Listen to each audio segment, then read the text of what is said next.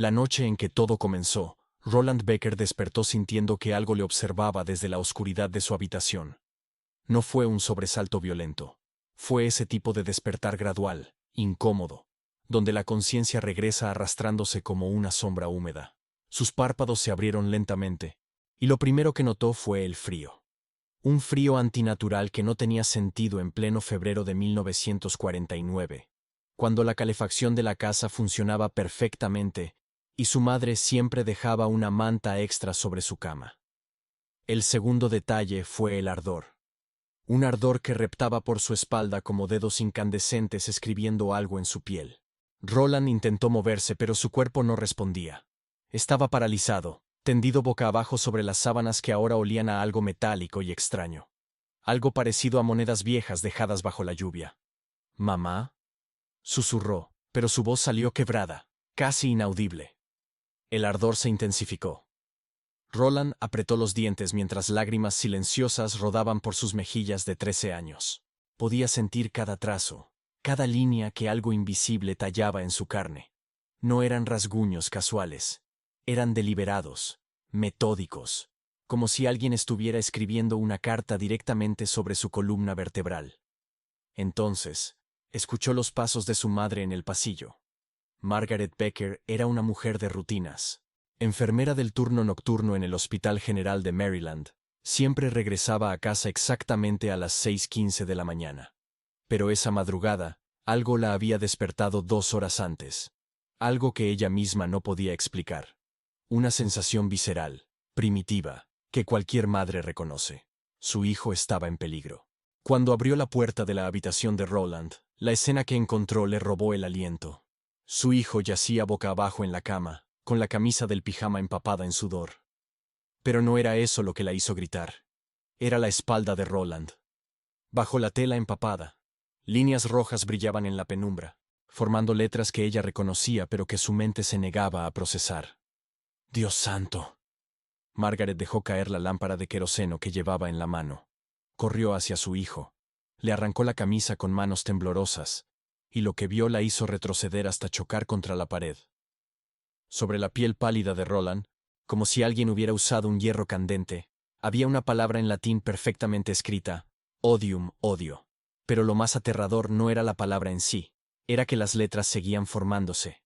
Margaret observó, paralizada por el horror, cómo la piel de su hijo se levantaba en ronchas rojas que se organizaban en líneas rectas, dibujando cada letra con una precisión quirúrgica. No había sangre. No había heridas abiertas. Solo esas marcas que ardían bajo la piel como brasas enterradas. «¿Qué está pasando?». La voz de Thomas Becker resonó desde la entrada. El padre de Roland acababa de llegar de su turno en la fábrica de acero, aún con el uniforme cubierto de hollín. Margaret no pudo responder. Simplemente señaló la espalda de su hijo.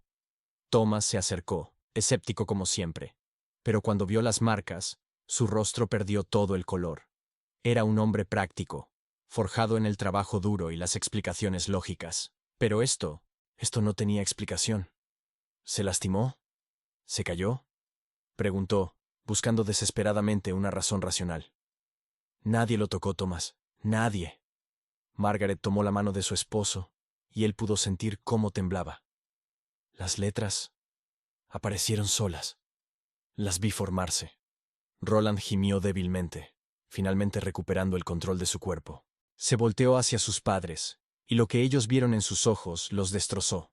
Confusión pura, terror infantil y algo más. Algo que parecía reconocimiento. «Ella todavía está aquí», susurró Roland, con la voz ronca y extraña. «Tía Harriet no se fue». El nombre cayó sobre la habitación como una lápida. Harriet Brennan había fallecido 3 semanas antes, el 15 de enero de 1949.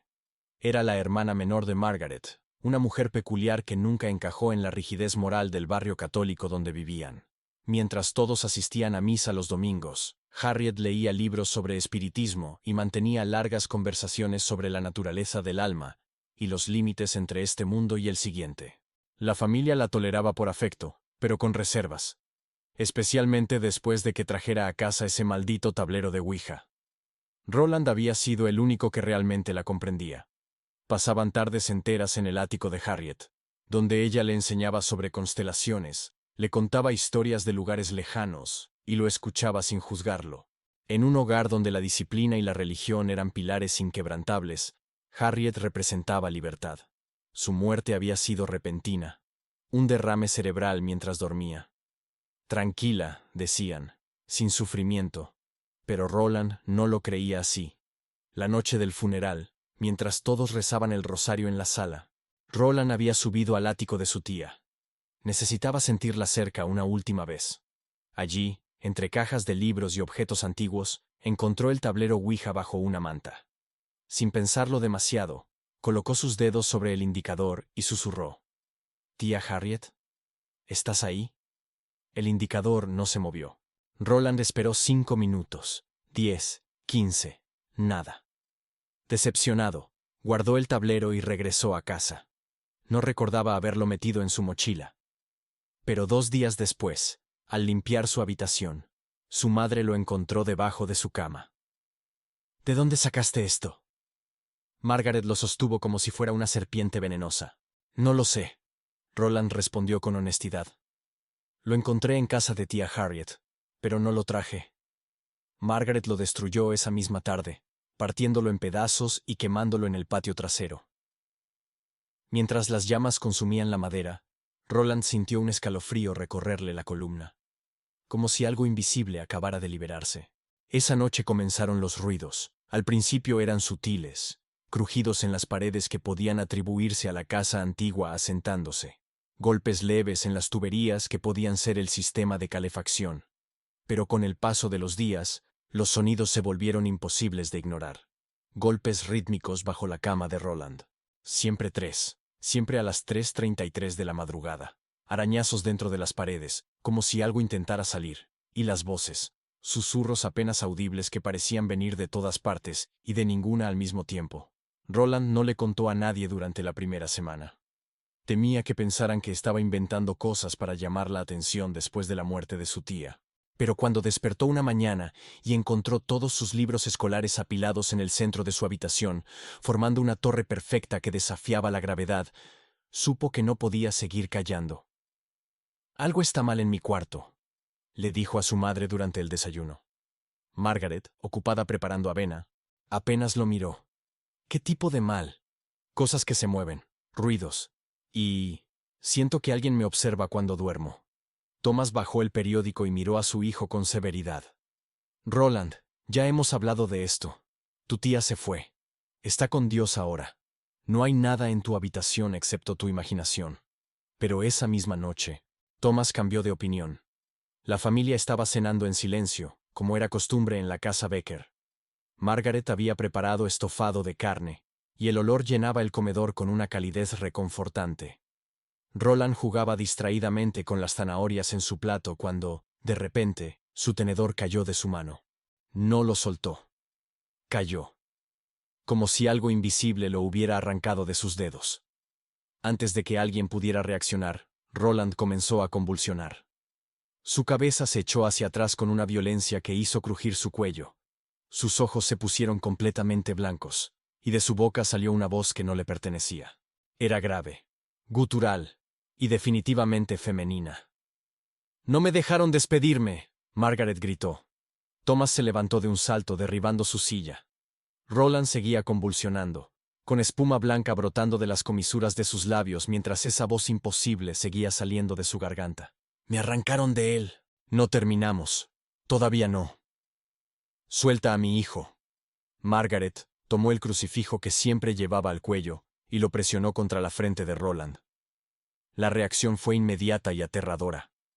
La piel donde el crucifijo tocaba comenzó a humear, como carne sobre una parrilla. Roland, o lo que fuera que lo controlaba, siseó como una serpiente y arrojó a Margaret contra la pared con una fuerza imposible para un niño de 13 años. Thomas reaccionó por instinto, rodeó a su hijo por detrás, intentando inmovilizarlo, pero Roland era sorprendentemente fuerte. Forcejearon durante lo que pareció una eternidad, hasta que finalmente, tan repentinamente como había comenzado, todo cesó. Roland se desplomó en los brazos de su padre, inconsciente pero respirando. Su piel estaba helada al tacto, y cuando Thomas lo cargó hacia el sofá, notó algo que le heló la sangre. El peso de su hijo había disminuido, como si algo dentro de él se hubiera vaciado. Margaret, recuperándose del golpe con un moretón floreciendo en su sien, marcó el número del padre Edward Mercer, el párroco de la iglesia de San Miguel. Su voz temblaba mientras explicaba lo sucedido. «Padre, necesitamos ayuda. Algo está mal con Roland. Algo antinatural». El padre Mercer era un hombre de 60 años, veterano de la Primera Guerra Mundial y escéptico de los fenómenos sobrenaturales. Había visto suficiente horror humano en las trincheras como para creer que el mal verdadero vivía en el corazón de los hombres, no en dimensiones invisibles. Pero cuando Margaret mencionó las marcas en latín y la voz que salió de su hijo, algo en su interior se inquietó. Durante sus años en el seminario, había estudiado casos de posesión documentados por la Iglesia. Casos que la institución prefería mantener en silencio. Casos que cumplían ciertos patrones específicos. Y lo que Margaret describía encajaba perfectamente. «Estaré allí en 1 hora», dijo, y colgó antes de que ella pudiera agradecer. Cuando el padre Mercer llegó a la casa de los Becker, el sol ya se había ocultado completamente. La vivienda, una construcción modesta de 2 pisos con fachada de ladrillo, parecía normal desde afuera. Luces cálidas en las ventanas, una cerca blanca bien cuidada, macetas con flores marchitas por el invierno. Pero cuando cruzó el umbral, lo sintió. Una opresión en el pecho. Una sensación de ser observado por ojos que no podía ver. El aire dentro de la casa era denso, cargado de electricidad estática que hacía que los vellos de sus brazos se erizaran. Margaret lo recibió con ojos hinchados de tanto llorar. Está en su habitación. No ha despertado desde lo que pasó. El padre Mercer subió las escaleras lentamente, con su maletín de rituales en una mano y un rosario en la otra. Con cada paso, la temperatura parecía descender 1 grado. Cuando llegó al 2.º piso, su aliento era visible en el aire. La puerta de la habitación de Roland estaba entreabierta. Una luz tenue se filtraba desde dentro, proyectando sombras alargadas en el pasillo. El padre empujó la puerta suavemente y entró. Roland yacía en su cama, cubierto con mantas hasta el cuello. Sus ojos estaban cerrados, pero su respiración era errática, irregular. El padre Mercer se acercó, colocó su maletín en la mesita de noche y abrió su Biblia. En el nombre del Padre, del Hijo y del Espíritu Santo. No llegó a terminar la oración. Todas las ventanas de la habitación explotaron simultáneamente. El cristal salió disparado hacia afuera, como si algo dentro del cuarto hubiera generado una onda expansiva. El padre Mercer se cubrió el rostro por instinto, pero no fue lo suficientemente rápido. Esquirlas diminutas le cortaron las mejillas y las manos. Y entonces vio a Roland. El muchacho había abierto los ojos, pero lo que miraba desde esas cuencas no era humano. No era ni siquiera malévolo en el sentido convencional. Era vacío. Una ausencia tan profunda que parecía absorber la luz de la habitación. Sangre comenzó a gotear de los ojos de Roland. No a borbotones, sino en líneas perfectamente simétricas, como lágrimas escarlata que trazaban caminos idénticos por ambas mejillas. El padre Mercer retrocedió, su fe tambaleándose por primera vez en décadas. «¿Qué eres?», susurró. La boca de Roland se curvó en una sonrisa. Pero sus labios no se movieron cuando habló. La voz simplemente emanaba del aire alrededor de él, envolviendo al padre como niebla helada. «Soy lo que queda cuando el amor se niega a morir». Abajo, Margaret y Thomas escucharon el estruendo del cristal rompiéndose. Corrieron escaleras arriba justo a tiempo para ver al padre Mercer salir tambaleándose de la habitación, con el rostro ensangrentado y los ojos llenos de un terror que ninguno de ellos había visto jamás. «Necesitan llamar a la diócesis», dijo con voz temblorosa. «Esto está más allá de mis capacidades». Dentro de la habitación, Roland seguía sonriendo. Las marcas en su espalda ardían con un brillo rojizo en la oscuridad, y en el aire flotaba un olor que ninguno de ellos podía identificar, pero que todos reconocían instintivamente. El olor de algo antiguo despertando después de un largo sueño. El padre Edward Mercer pasó 3 días en el hospital con 11 puntos de sutura en el rostro y una fractura en la muñeca derecha que los médicos no podían explicar. Cuando la policía llegó a interrogarlo sobre lo sucedido, Su versión oficial fue simple. Había tropezado con un mueble y caído contra la ventana. Nadie creyó la historia, especialmente porque las esquirlas de vidrio se encontraron en el jardín exterior, no dentro de la habitación. Pero el padre Mercer se negó a cambiar su testimonio. Lo que sí hizo fue llamar al arzobispado de Saint Louis. La conversación duró menos de 5 minutos. Cuando mencionó las marcas en latín, la voz que no coincidía con los movimientos labiales y el fenómeno de las ventanas, hubo un largo silencio al otro lado de la línea. Finalmente, una voz grave y cansada respondió: «Enviaremos a alguien. Mantengan al muchacho aislado. Bajo ninguna circunstancia permitan que esté solo con otras personas». Esa noche, Margaret Becker no durmió. Desde el incidente con el padre Mercer, Roland había caído en un estado catatónico. Yacía en su cama con los ojos abiertos pero vacíos, respirando apenas, con la mirada fija en el techo. No comía, no hablaba, simplemente existía, como un cascarón hueco de lo que alguna vez fue su hijo. Thomas, devastado por la impotencia, había dejado de ir a trabajar. Pasaba las horas sentado junto a la cama de Roland, aferrándose a su mano helada, susurrando palabras que no recibían respuesta. «Hijo, sé que estás ahí. Sé que puedes oírme. Solo regresa. Por favor». Pero Roland no regresaba. El quinto día después del incidente, un automóvil negro se detuvo frente a la casa de los Becker. De él descendieron 2 hombres vestidos con sotanas oscuras.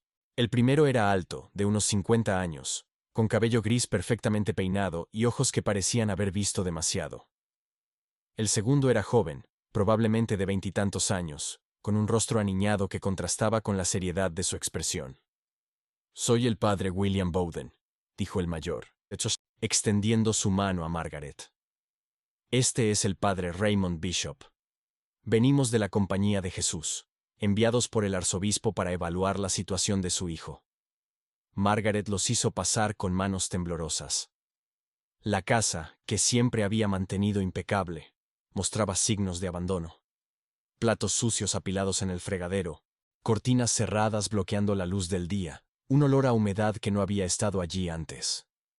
El padre Bowden observó cada detalle con mirada clínica. No era su primer caso de este tipo. Durante 20 años había servido como exorcista oficial de la orden jesuita, enfrentando fenómenos que la Iglesia prefería negar públicamente. Había aprendido a distinguir entre enfermedades mentales, engaños deliberados y los casos genuinos que desafiaban toda explicación racional. Este caso, por lo que había leído en los informes preliminares, tenía todas las características de lo genuino. «¿Dónde está Roland?», preguntó con voz calmada pero firme. «Arriba, segunda puerta a la izquierda». Margaret se retorció las manos. «No ha dicho una palabra desde aquella noche». Los 2 sacerdotes subieron las escaleras. El padre Bishop llevaba un maletín de cuero que contenía agua bendita, crucifijos, reliquias de santos y un diario donde documentaría cada detalle de lo que estaban por presenciar. Cuando entraron a la habitación, el padre Bowden sintió el cambio inmediato de atmósfera. No era solo el frío, aunque la temperatura era al menos 15 grados inferior a la del resto de la casa. Era algo más sutil. Una presión en el aire, como estar sumergido bajo agua. Roland permanecía inmóvil en la cama, con la mirada perdida en la nada. Las marcas en su espalda, visibles a través de la delgada camiseta que usaba, parecían pulsar con un brillo tenue. El padre Bowden se acercó lentamente. Sacó un crucifijo pequeño de su bolsillo y lo sostuvo frente al rostro de Roland. «Roland, ¿puedes oírme? Soy el padre Bowden. Vengo a ayudarte». Durante un largo momento, no hubo respuesta. Luego, gradualmente, los ojos de Roland se movieron. No su cabeza, solo sus ojos, deslizándose lateralmente hasta enfocarse en el crucifijo. Y entonces sonrió. Fue una sonrisa lenta, deliberada, completamente desprovista de alegría. El tipo de sonrisa que un depredador muestra antes de atacar. «¡Ayudarme!». La voz que salió de Roland era suya pero distorsionada, como si alguien hablara a través de él usando sus cuerdas vocales como instrumento. «¿Cómo planeas ayudarme, Guillermo?». El padre Bowden sintió un escalofrío recorrerle la columna. Nadie lo llamaba Guillermo. Había americanizado su nombre décadas atrás, cuando llegó de España, huyendo de la guerra civil. Solo su madre, muerta hacía 15 años, lo había llamado así. ¿Quién eres?, preguntó, manteniendo su voz firme. La sonrisa de Roland se amplió, imposiblemente ancha, hasta el punto de que las comisuras de sus labios se agrietaron ligeramente, liberando pequeños hilos de sangre. Soy el susurro que escuchaste cuando enterraste a tu hermano. Soy la duda que carcomió tu fe aquella noche en Barcelona. Soy el precio de los secretos que nunca confesaste. El padre Bishop dejó caer su maletín. El sonido resonó como un disparo en el silencio tenso de la habitación. ¿Cómo? Comenzó a preguntar, pero Bowden lo detuvo con un gesto de la mano. No le hables, no es Roland quien responde. Pero el padre Bishop no pudo contenerse. La mención de Barcelona había tocado algo en su mentor que nunca había visto antes. Miedo genuino. Roland, o la cosa que lo habitaba, sáquelo. Giró su cabeza hacia el joven sacerdote con un movimiento antinatural, como si su cuello tuviera más articulaciones de las anatómicamente posibles. ¿Y tú, pequeño Raymond? Tan puro, tan devoto. ¿Le contaste a alguien sobre la hermana Catherine? ¿Sobre esos pensamientos que te asaltan cuando la ves arrodillarse durante la misa? El rostro del padre Bishop palideció hasta la transparencia. Sus labios temblaron, incapaz de formar palabras. Porque lo que acababa de escuchar no era una adivinanza o una suposición. Era conocimiento íntimo, secreto, de tentaciones que solo él y Dios supuestamente conocían. El padre Bowden reaccionó con la experiencia de décadas. Sacó un frasco de agua bendita y lo vació sobre Roland. La reacción fue instantánea y violenta. Roland arqueó la espalda con tal fuerza que se escuchó el crujido de su columna vertebral. Su boca se abrió en un grito silencioso, pero lo que salió no fue sonido. Fue un olor. Un hedor a carne descompuesta, a flores marchitas, a tierra húmeda de cementerio. Las paredes comenzaron a temblar. Los cuadros colgados se sacudieron hasta caer. La lámpara del techo se balanceó salvajemente, proyectando sombras enloquecidas que parecían tener vida propia. Y entonces, tan súbitamente como comenzó, todo cesó. Roland se desplomó en la cama, inconsciente, con espuma blanca brotando de sus labios. El padre Bowden revisó su pulso, débil pero presente.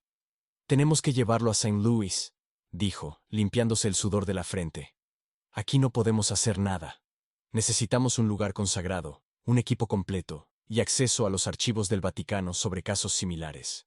Margaret, que había estado escuchando desde la puerta, entró con los ojos llenos de lágrimas. «¿Qué le está pasando a mi hijo?». El padre Bowden la miró con una mezcla de compasión y gravedad que ella nunca olvidaría. «Señora Becker, su hijo está siendo habitado por algo que no pertenece a este mundo. No puedo prometerle que podamos salvarlo, pero puedo prometerle que haremos todo lo que esté en nuestro poder para intentarlo». 3 días después, la familia Becker llegó a St. Louis en el mismo automóvil negro que había traído a los sacerdotes. Roland viajó sedado, envuelto en mantas bendecidas, con crucifijos atados a sus muñecas. Durante las 6 horas de trayecto, despertó 2 veces. Ambas veces, habló en idiomas que nadie en el vehículo reconoció. El padre Bishop, sentado junto a él, grabó cada palabra en su diario.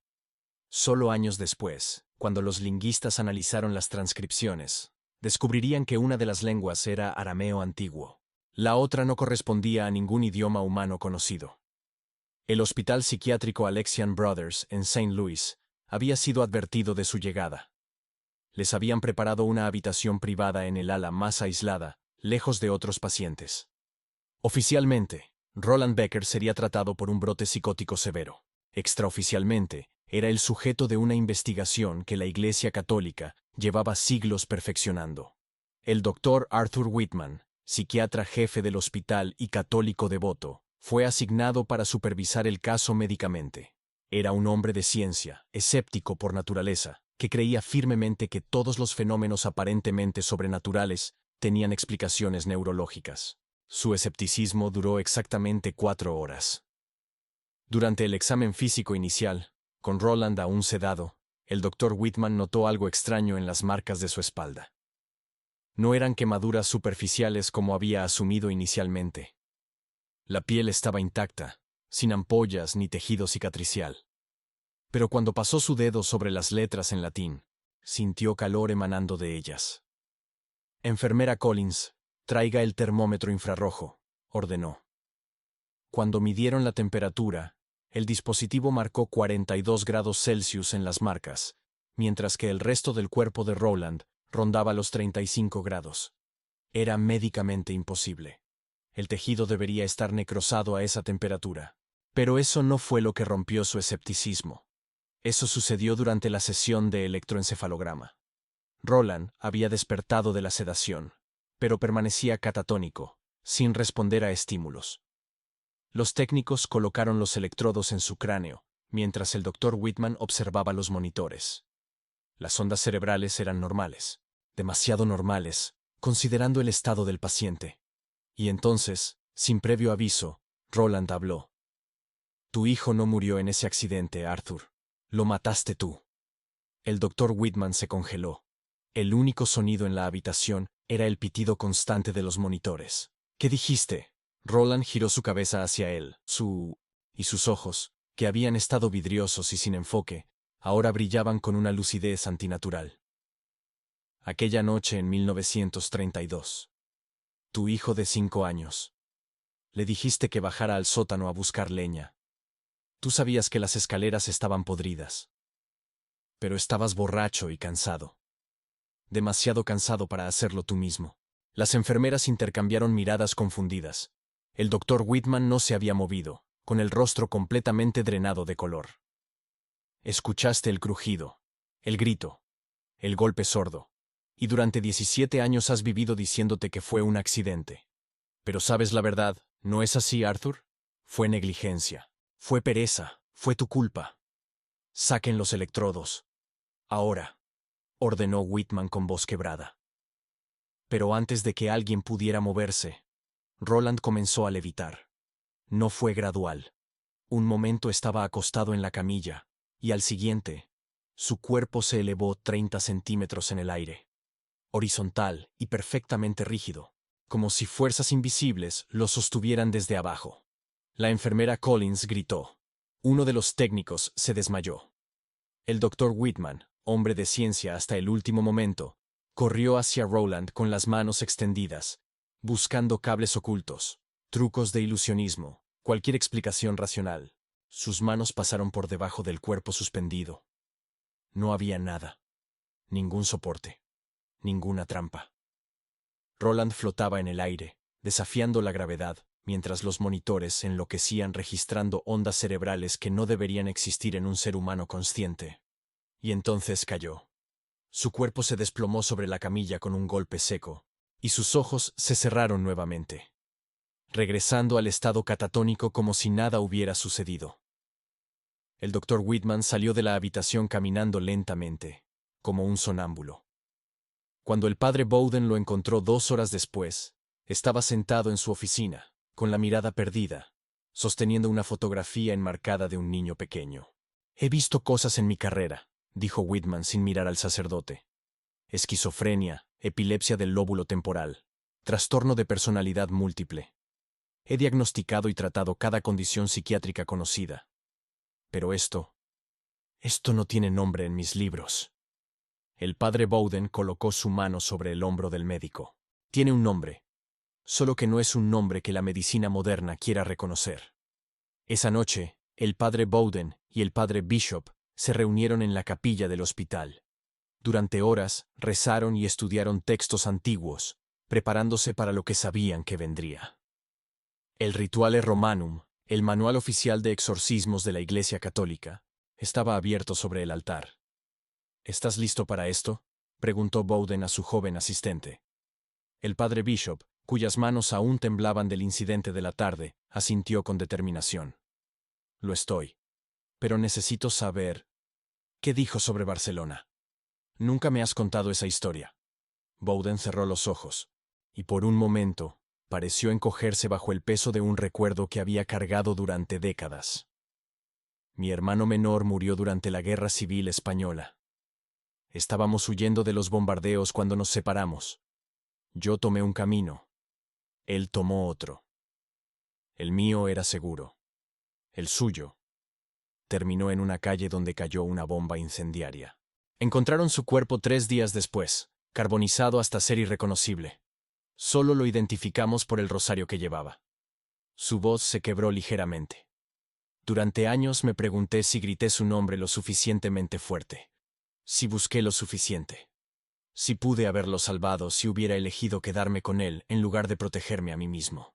Y esa cosa en el cuerpo de Roland, conoce cada pensamiento que he tenido al respecto. Cada noche de insomnio. Cada pesadilla. El padre Bishop permaneció en silencio, procesando la revelación. Finalmente, habló con voz suave. ¿Y lo que dijo sobre mí? ¿Sobre la hermana Catherine?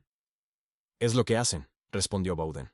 Buscan nuestras vulnerabilidades, nuestros secretos más oscuros, y los usan como armas. No porque necesiten esa información para lastimarnos, sino porque quieren que dudemos, quieren que nos cuestionemos si somos dignos de realizar este ritual. Si nuestros pecados nos descalifican de luchar contra el mal. Se puso de pie y miró directamente a los ojos de su asistente. La respuesta es que todos somos indignos, Raymond. Todos cargamos pecados. Todos tenemos secretos. Pero no hacemos esto porque seamos perfectos. Lo hacemos porque alguien tiene que hacerlo. Y porque, a pesar de nuestras fallas, aún creemos que el bien puede vencer al mal. El primer exorcismo oficial comenzó a las 3:00 de la mañana del día siguiente, la hora tradicional para estos rituales. La habitación de Roland había sido preparada meticulosamente. Crucifijos en cada pared, agua bendita en frascos de cristal, velas consagradas iluminando cada rincón. Roland fue atado a la cama con correas de cuero, no por crueldad, sino por seguridad. Los casos documentados mostraban que los poseídos podían desarrollar fuerza sobrehumana y autolesionarse sin sentir dolor. El padre Bowden abrió el Rituale Romanum y comenzó a leer en latín. Exorcizo te, immundissime spiritus. La reacción fue inmediata. Roland comenzó a convulsionar con tal violencia que la cama completa se sacudió sobre el suelo de concreto. Su boca se abrió, más amplia de lo anatómicamente posible, y de ella brotó un líquido negro y viscoso que olía a azufre y carne podrida. «¡Continúa!», gritó Bowden al padre Bishop, quien sostenía el crucifijo con manos temblorosas. Pero lo que sucedió después hizo que ambos sacerdotes retrocedieran en shock. Roland habló. Pero no con una voz, con varias. Docenas de voces superpuestas. Algunas masculinas, otras femeninas, algunas infantiles. Todas hablando simultáneamente en idiomas diferentes. Y entre ese coro discordante, una voz se destacó. Una voz que ambos sacerdotes reconocieron instantáneamente, aunque era imposible que fuera real. Era la voz del padre Edward Mercer. Pero Mercer estaba a 300 millas de distancia, recuperándose en Maryland. Deberían haberme escuchado, dijo la voz de Mercer a través de los labios de Roland. Les advertí que esto estaba más allá de sus capacidades. Ahora es demasiado tarde. Ahora pertenece a algo más antiguo que sus oraciones.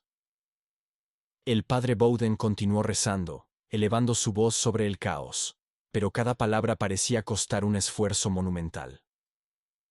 El aire de la habitación se había vuelto denso, casi sólido, como intentar respirar bajo agua. Y entonces Roland gritó. Fue un grito de dolor puro, genuino, humano. Por un momento, su rostro se transformó, y pudieron ver al verdadero Roland luchando por emerger, suplicando con los ojos, intentando formar palabras que no podían salir. «Está ahí», gritó el padre Bishop. «Roland está luchando». Pero la ventana de esperanza se cerró tan rápido como se abrió. El rostro de Roland se retorció nuevamente en esa sonrisa antinatural, y las voces regresaron, ahora en un tono burlón. «Pobre niño. Sigue pensando que puede escapar. No entiende que lo invité, que usé su amor por esa mujer tonta para abrir la puerta. Y ahora que estoy dentro, nunca me iré». Las correas que sujetaban a Roland comenzaron a humear, como si el calor de su piel las estuviera derritiendo. En segundos se desintegraron completamente. Roland, ahora libre, se sentó en la cama. No con movimientos bruscos, sino con una calma escalofriante. Sus ojos recorrieron la habitación, evaluando a los sacerdotes como un estratega evalúa a sus oponentes. Y cuando habló nuevamente, fue con una voz que los heló hasta los huesos, una voz que no pertenecía a ningún ser humano, vivo o muerto. Tú serás el primero en caer, Guillermo. Y cuando caigas, guardaré un lugar especial para ti, junto a tu hermano, junto a todos aquellos que fallaste en salvar. La sesión terminó abruptamente cuando las velas se apagaron todas al mismo tiempo, sumiendo la habitación en una oscuridad absoluta. En esa oscuridad, escucharon pasos. Pasos que no provenían de Roland, sino de algo que caminaba en círculos alrededor de ellos, invisible pero innegablemente presente. Cuando las luces de emergencia finalmente se encendieron, Roland estaba de nuevo acostado, inconsciente, con espuma sanguinolenta brotando de su nariz y oídos. El padre Bowden colapsó en una silla, exhausto, sabiendo con certeza terrible que este era solo el comienzo de una batalla que se extendería por semanas, y que tal vez, solo tal vez, no podrían ganar. 27 días. Ese fue el tiempo que tomó intentar liberar a Roland Becker de lo que fuera que lo habitaba. 27 días de rituales exhaustivos, oraciones continuas, y una batalla espiritual que dejó cicatrices en todos los involucrados. El padre Bowden había envejecido visiblemente. Las líneas alrededor de sus ojos se habían profundizado como surcos tallados en piedra. Había perdido casi 10 kilos, y cuando se miraba en el espejo cada mañana, ya no reconocía completamente al hombre que le devolvía la mirada. El padre Bishop había dejado de escribir en su diario después de la 10ª sesión. Simplemente no podía encontrar palabras para describir lo que presenciaba noche tras noche. Los horrores que salían de la boca de ese muchacho de 13 años habían trascendido su capacidad de procesamiento lingüístico. Margaret Becker había establecido una vigilia permanente en la capilla del hospital. Rezaba el rosario hasta que sus dedos sangraban de tanto apretar las cuentas. Thomas, por su parte, se había sumido en un silencio pétreo. Había dejado de preguntar cuándo terminaría esto. Simplemente esperaba, con la paciencia desesperada de quien sabe que algunas batallas no se ganan, y solo se sobreviven. Y Roland ya no estaba presente la mayor parte del tiempo. Durante las 26 sesiones de exorcismo anteriores, habían presenciado fenómenos que desafiaban toda lógica.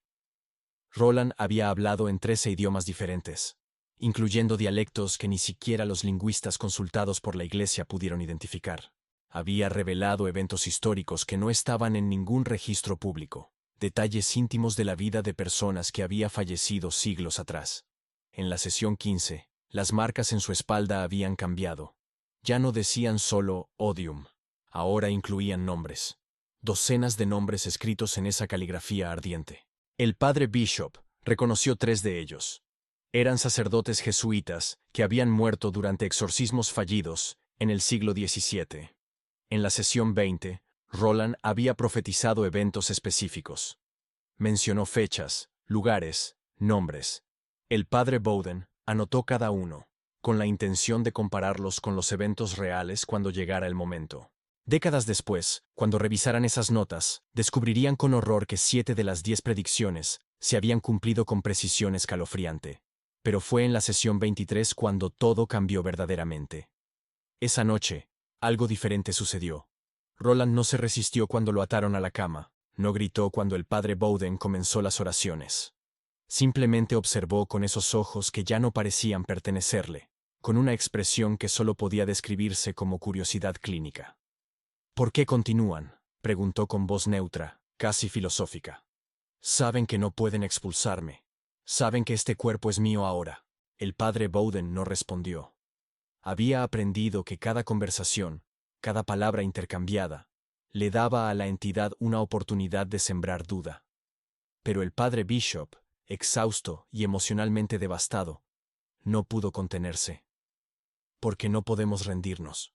Porque Roland merece luchar. La cosa dentro de Roland inclinó la cabeza, como si considerara las palabras con genuino interés. ¿Luchar? Roland dejó de luchar hace 11 días. Lo que queda de él es apenas un susurro en el fondo de su propia mente. Y cada día que pasa, ese susurro se vuelve más débil. Hizo una pausa, y cuando habló nuevamente, había algo diferente en su tono. Algo casi parecido a la tristeza. ¿Quieren saber la verdad? No vine a poseerlo. Él me dejó entrar. El padre Bowden detuvo sus oraciones por primera vez en semanas. ¿Mientes? ¿En serio? La entidad sonrió. pero era una sonrisa melancólica. Esa noche, cuando destruyeron el tablero de su tía, cuando quemaron la única conexión que le quedaba con la mujer que realmente lo amaba, él lloró. Lloró tan amargamente que su dolor atravesó el velo entre mundos. Y yo respondí. Se inclinó hacia adelante, y por un momento, los rasgos de Roland parecieron superponerse con algo más antiguo, algo que había usado 1000 caras a lo largo de milenios. No soy un demonio de su mitología católica, soy algo más viejo. Soy el eco de cada amor que se niega a morir. Soy lo que permanece cuando el duelo se convierte en obsesión. Y Roland. Roland me llamó con cada lágrima, con cada noche que pasó deseando escuchar la voz de Harriet una vez más. Margaret Becker, quien había entrado silenciosamente a la habitación momentos antes, dejó escapar un sollozo desgarrador. Mi hijo no haría eso. Mi hijo no invitaría a esto. La entidad giró su mirada hacia ella, y había genuina compasión en esos ojos que no le pertenecían. Su hijo quería a su tía más que a cualquier otra persona en este mundo, porque ella lo veía. Realmente lo veía. No al muchacho obediente que ustedes intentaban moldear, sino a quien realmente era. Y cuando la perdió, perdió la única persona que hacía soportable su existencia. Las palabras cayeron sobre la habitación como piedras arrojadas a un estanque tranquilo, generando ondas de comprensión dolorosa. Margaret se tambaleó, sostenida apenas por Thomas, quien había palidecido hasta la transparencia. «Entonces, ¿qué quieres?», preguntó el padre Bowden con voz tensa. «Si no eres un demonio tradicional, si no buscas simplemente destruir, ¿qué estás haciendo aquí?». La entidad cerró los ojos de Roland, y cuando habló, había una ternura inesperada en su voz. Quería darle lo que más deseaba. Quería ser Harriet para él. Quería llenar ese vacío. Pero cuando entré, descubrí que los humanos no están diseñados para albergar lo que soy. Su mente se está fracturando bajo el peso de mi presencia. Está muriendo lentamente, desde adentro. Abrió los ojos nuevamente, y esta vez, genuinas lágrimas rodaron por las mejillas de Roland. Y lo peor de todo es que ahora que estoy aquí, ahora que he experimentado lo que es amar como un humano ama, no quiero irme. Porque cuando me vaya, volveré a ser solo un eco, una sombra sin forma. Y esta existencia limitada, dolorosa, agonizante, es más real que cualquier cosa que haya experimentado en eones. El silencio que siguió fue absoluto. Ninguno de los presentes sabía cómo responder a una confesión tan devastadoramente honesta. Finalmente, fue el doctor Whitman, quien había estado observando desde la puerta, quien habló. «Entonces estamos en un punto muerto. Tú no quieres irte. Nosotros no podemos permitir que te quedes. Y Roland está atrapado en el medio, desvaneciéndose con cada día que pasa». La entidad asintió lentamente. Precisamente. El padre Bowden se sentó pesadamente en una silla, con el Rituale Romanum todavía abierto en sus manos temblorosas. Durante toda su carrera como exorcista, había enfrentado maldad pura, entidades que buscaban corromper, destruir, arrastrar almas a la condenación. Esos enemigos eran claros, sabías cómo combatirlos, pero esto era diferente. ¿Cómo combates algo que actúa por amor? ¿Cómo expulsas a una entidad que genuinamente cree estar ayudando? «Necesito hablar con Roland», dijo Bowden con voz firme. «Con el verdadero Roland. No contigo. Con él». La entidad consideró la petición durante un largo momento. «Está muy débil. Traerlo al frente podría ser la gota que colme el vaso. Podría destruir por completo lo poco que queda de su conciencia. Es su decisión. No tuya. No mía. Suya». Hubo una batalla silenciosa entonces. Todos en la habitación podían sentirla, aunque no podían verla. Una lucha ocurriendo en planos que sus ojos no podían percibir. El cuerpo de Roland comenzó a temblar violentamente, convulsionando como si dos fuerzas opuestas estuvieran tirando de él en direcciones contrarias. Y entonces su rostro cambió. Fue sutil pero inconfundible. La dureza se suavizó.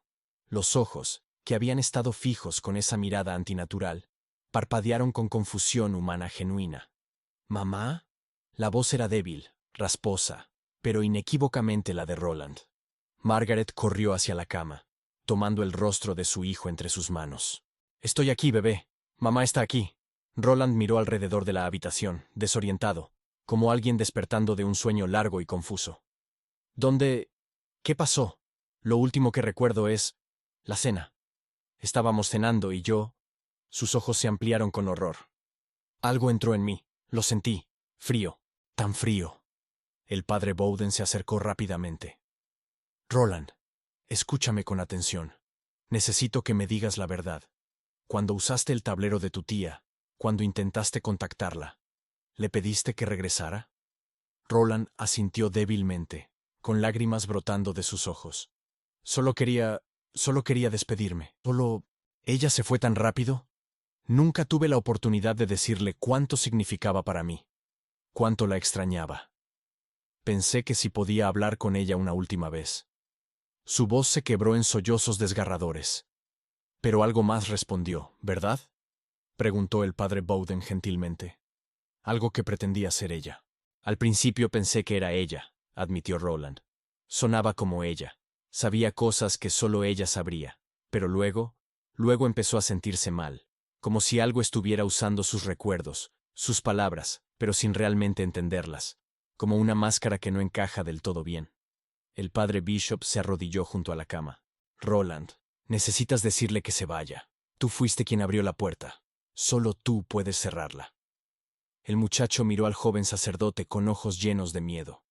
Pero si se va, si realmente se va, entonces tía Harriet se habrá ido para siempre. No quedará nada de ella. Ya no queda nada de ella. Hijo, dijo Thomas Becker con voz ronca, hablando por primera vez en días. Solo queda algo que está usando su memoria para hacerte daño. Tu tía nunca habría querido esto. Nunca habría querido que sufrieras. Roland cerró los ojos, y nuevas lágrimas se deslizaron por sus mejillas. Tengo tanto miedo. Miedo de dejarlo ir. Miedo de quedarme solo. Margaret apretó su mano con fuerza. Nunca estarás solo, te lo prometo. Tu padre y yo... Lo siento mucho. Siento no haber sido lo que necesitabas. Siento no haberte visto realmente, como ella lo hacía. Pero puedo aprender. Podemos aprender. Solo... Por favor, regresa con nosotros. Hubo un momento de silencio cargado. Y entonces Roland habló, pero su voz había cambiado nuevamente. Ya no era la de un niño asustado. Era más profunda, resonante, con capas de eco que no deberían existir en una garganta humana. ¿Lo escuchan?, dijo la entidad, habiendo retomado el control. Promesas. Siempre promesas. Pero las promesas se rompen, Roland. Los humanos olvidan. El dolor regresa. Y cuando regrese, no tendré permiso para consolarte. Roland luchó por el control, su rostro contorsionándose entre dos expresiones distintas. No, no te necesito. Para eso, logró decir con voz entrecortada. Necesito aprender a vivir con el dolor. No escapar de él. La entidad rió, pero era una risa sin alegría. Qué noble, qué valiente.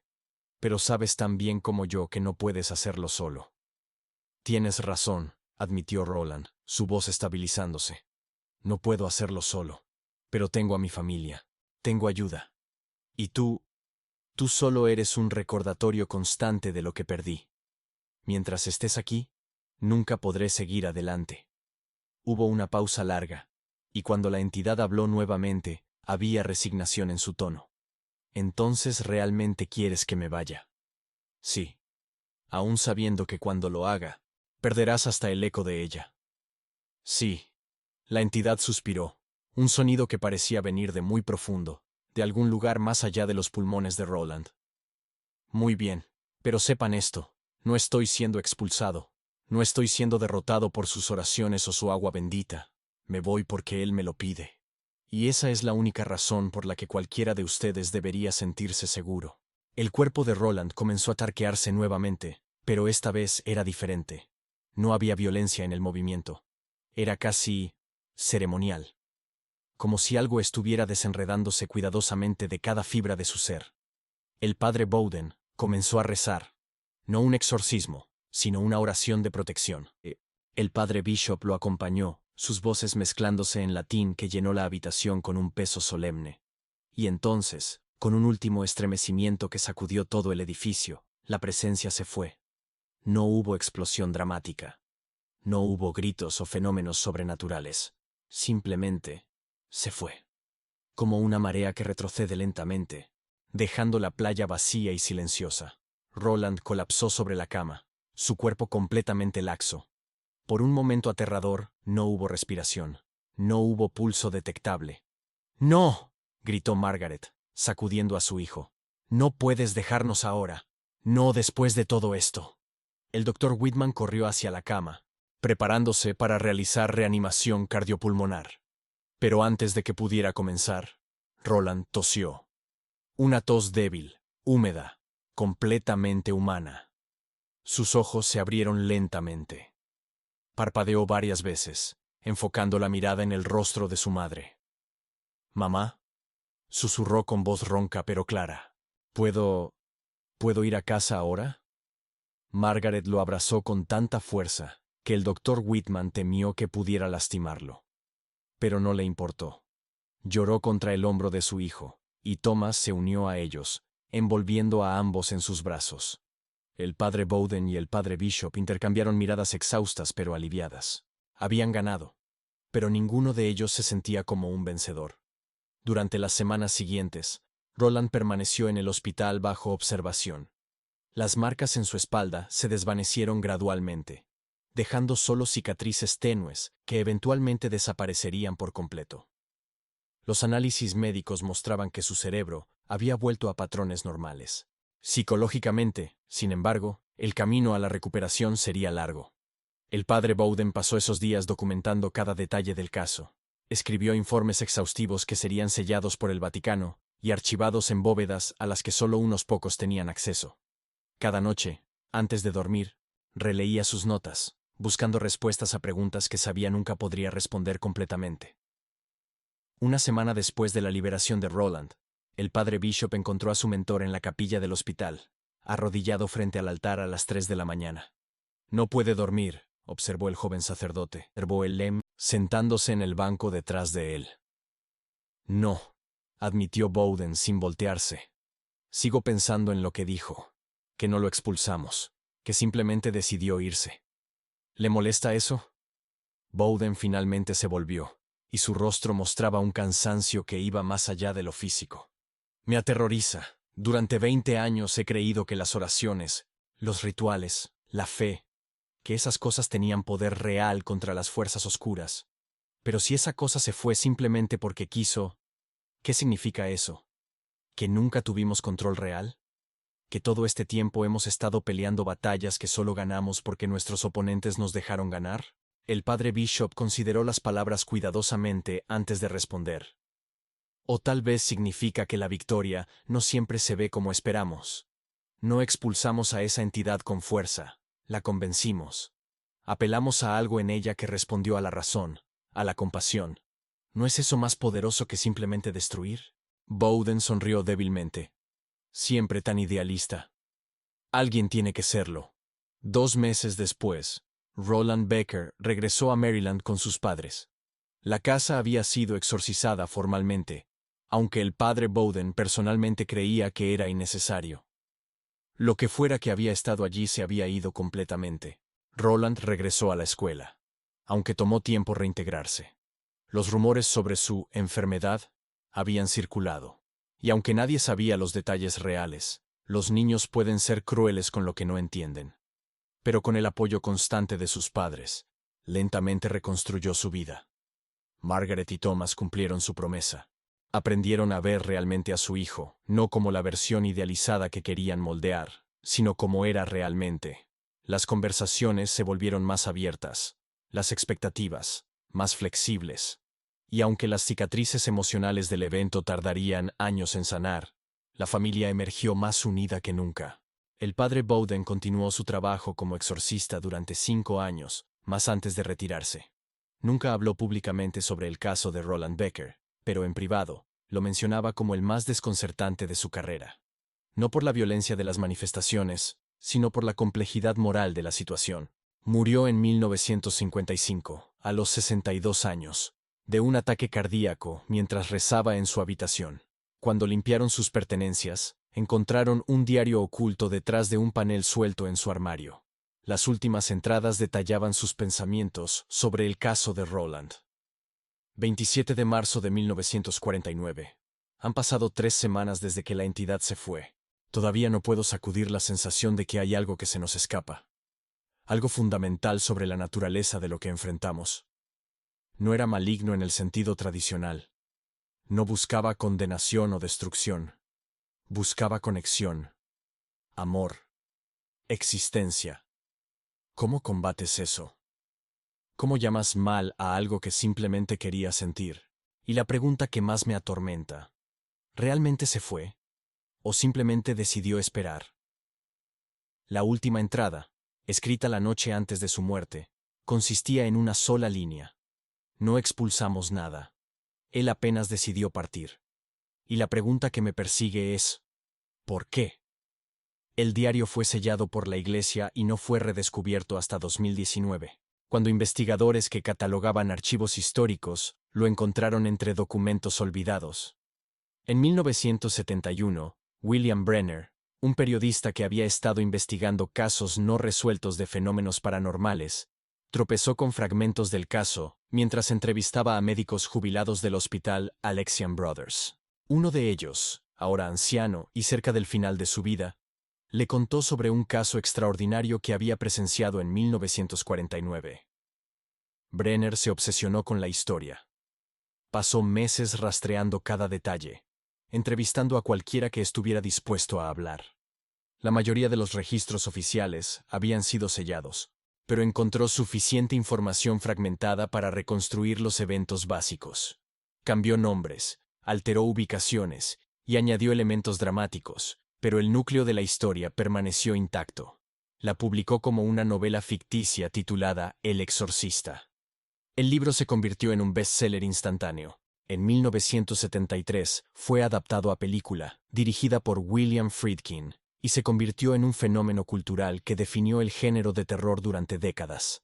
Pero nadie, ni los millones que leyeron el libro, ni los que vieron la película, sabían cuán cerca estaba de la verdad, que cada escena aterradora, cada manifestación imposible, había sido tomada directamente de informes reales, que el niño existía, que los sacerdotes existían, que todo había sucedido realmente. Roland Becker, quien había adoptado un nuevo nombre después del incidente, vivió una vida tranquila y deliberadamente anónima. Se casó, tuvo 3 hijos, trabajó como contador en una pequeña firma en Ohio. Muy pocas personas sabían sobre su pasado, y él prefería mantenerlo así. En 2019, a los 83 años, fue trasladado a un asilo de ancianos en St. Louis debido a complicaciones de demencia senil. Una enfermera, tomando una fotografía casual para el archivo del paciente, capturó algo que nadie notó hasta semanas después. En la ventana detrás de Roland, apenas visible en el reflejo del cristal, había una figura. Era borrosa, distorsionada por el ángulo y la luz, pero inconfundiblemente femenina. De pie justo detrás de él, como si hubiera estado allí todo el tiempo. La fotografía fue datada el 27 de enero de 2019. Exactamente 70 años después del último exorcismo. Cuando un investigador paranormal analizó la imagen digitalmente, encontró algo más perturbador. La figura en el reflejo no proyectaba sombra. Y sus rasgos, cuando fueron mejorados mediante software, mostraban una similitud inquietante con fotografías antiguas de Harriet Brennan. Roland Becker murió pacíficamente en su sueño 3 meses después, el 15 de abril de 2019. Su última palabra, según la enfermera de turno, fue un susurro apenas audible. Harriet.